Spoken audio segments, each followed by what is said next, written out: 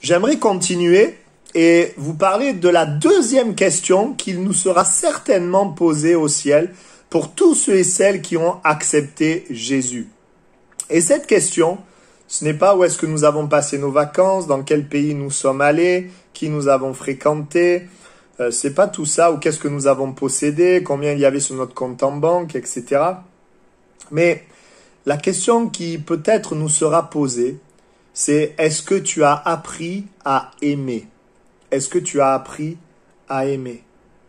Jésus dira à un moment donné à ses disciples, vous êtes mes amis si vous faites ce que je vous commande.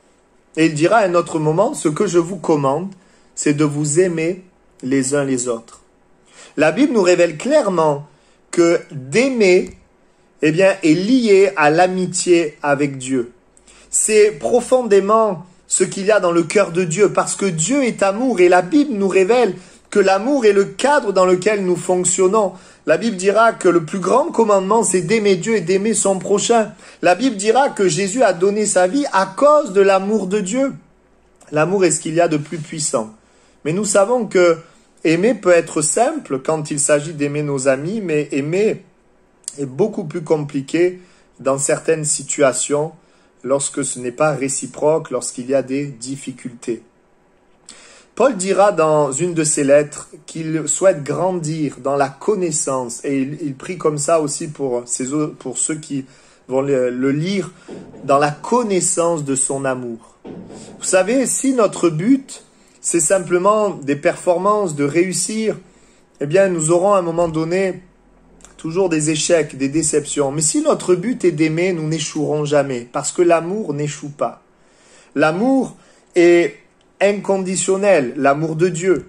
Et lorsque nous aimons, quel que soit le retour, nous représentons Dieu. Lorsque nous aimons, nous agissons selon le cœur de Dieu. Et c'est le fait même d'agir selon le cœur de Dieu qui est finalement la réussite, et non pas forcément le résultat. Bien sûr, c'est vraiment au travers de l'amour que beaucoup de situations peuvent être changées, même si l'homme a quand même la liberté de refuser cet amour. L'amour est vraiment la main de Dieu, la grâce qui est donnée à l'homme pour être transformé, changé, vivre une nouvelle vie. Alors j'aimerais que ensemble, nous puissions répondre à cette question.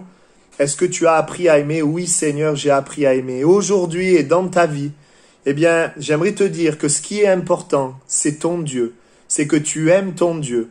Et ce qui est important, c'est les personnes qui sont là autour de toi. Plus que des performances, plus que des désirs d'accomplissement, plus que du matériel, un enrichissement.